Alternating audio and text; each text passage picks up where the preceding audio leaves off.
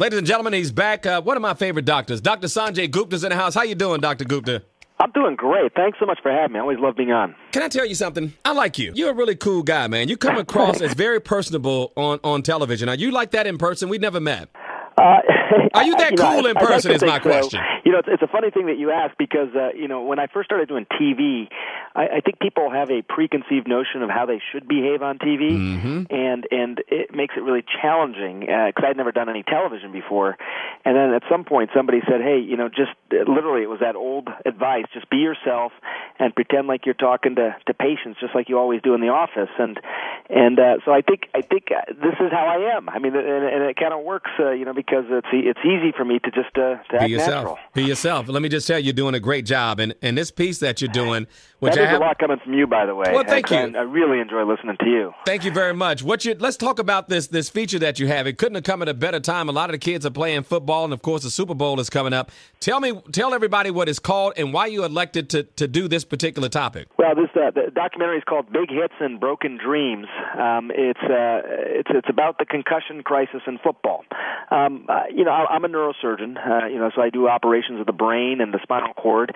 So I was very interested in this topic for that reason, but also I'm a big sports fan. I love sports, and I love football.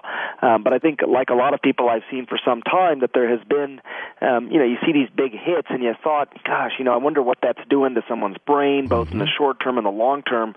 Well, for a few years now, I've been, looking at some of the emerging evidence, really objective evidence of what exactly happens to the brain.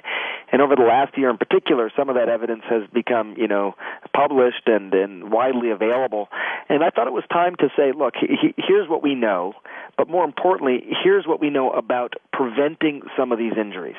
And, I think it is timely, and I think it potentially at all levels, from Pop Warner all the way up to the pros, could really help people and potentially even save lives. How does the parent know if the coaches, for example, are not paying attention? How would a parent know, whether they're at the game or not, whether or not this is something they should be pulling their children back from? At least not saying so much you can't play, which is the decision of the parent, but maybe saying you don't need to play as much or you need to take time out after that hit. Exactly. 2 points to your question. First of all, if a kid has a concussion, it can be vague sometimes to tell. Although what is a concussion? I don't even know what that is. Okay, so let me tell you, and you're not alone, because a lot of coaches, I should say, at high school programs in particular, don't know what a concussion is either. A concussion is a type of brain injury. It should not be called a ding or getting your bell rung. That just serves to minimize it. What happens in a concussion is that some of the neurons and axons that are firing in your brain, they get jarred because the brain is moving around after a big hit. And when that happens, someone has some altered way of their sensations and how they interact with the world. So they may have blurry vision, their hearing, they may feel like they're hearing in a tin can, they may have numbness, they may have some weakness, they may have headache. It's basically anything out of the ordinary after a big hit. But the symptoms can be vague, which is why, in 35 states in the District of Columbia, they now mandate that athletic trainers, people who are trained to recognize symptoms of concussion, are on the sidelines figuring that out. But the most important point which you made, Michael, is that, let me put it to you like this. If you got a bruise on your arm because you got hit, it's going to heal, right? It'll go away after a few days.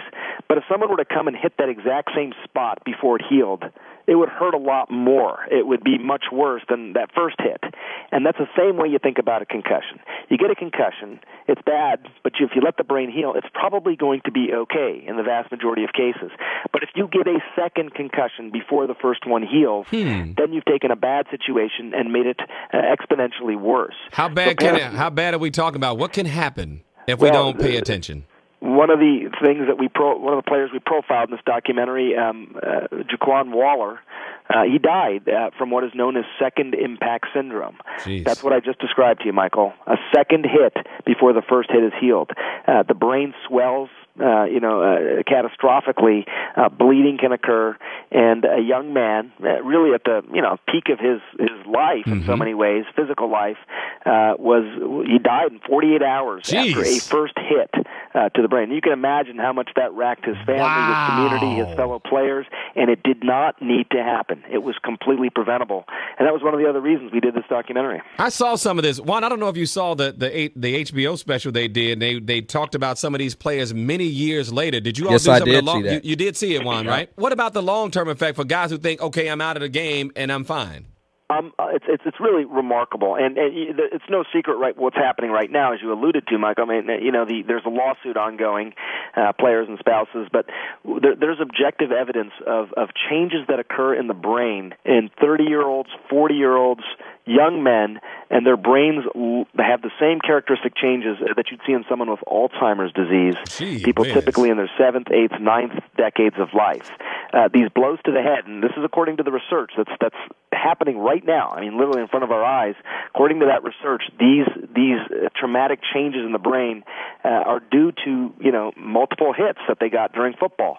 So I've interviewed these players as well, and it's amazing because they're physically robust, they're handsome, they're engaging, they're charismatic, but they have the classic awful triad of this problem, which is they have memory loss, which is profound. I mean, sometimes they couldn't even remember where they were as they were talking to me. They have emotional issues, specifically with depression, and then they have anger issues as well. And some of these anger issues we've heard play out in the press, where people have become violent, they have become suicidal. It is an awful, awful situation, but now we know so much of it can be blamed on what happened in their brains as a result of those blows over and over again. So what is your advice, and wrapping this thing up for the parents who are listening, because that's who I'm trying to reach out to on this, and folks who are working as coaches? Let me say 3 things. First of all, I love football. This isn't about killing football. 2 is that we know how to make the game safer to prevent concussions in the first place.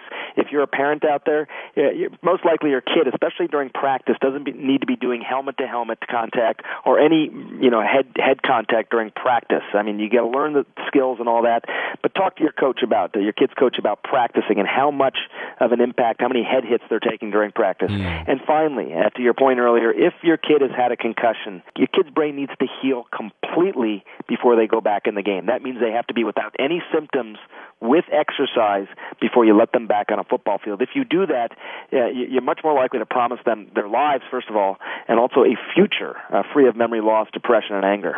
We're going to make sure we remind folks about this coming on. We'll blog it out to our many Facebook and Mingle City friends and Twitter. It's coming on Sunday. Big Hits, Broken Dreams on CNN at 8 o'clock Eastern Time with Dr. Sanjay Gupta. And it's always great having you on. Whenever you're doing anything, let us know about it. Sorry we couldn't get more done on the show, but the president's speech just took up so much of the time on the show on Wednesday. So I appreciate it always, Michael. Thanks so much, and thanks for your interest in this topic. I'm interested in everything, to be honest with you, Dr. Gupta. I'm just a curious guy, You're a Renaissance man. Congratulations to everything you're doing, and good luck with the program. I'm sure it'll be very helpful. Thanks.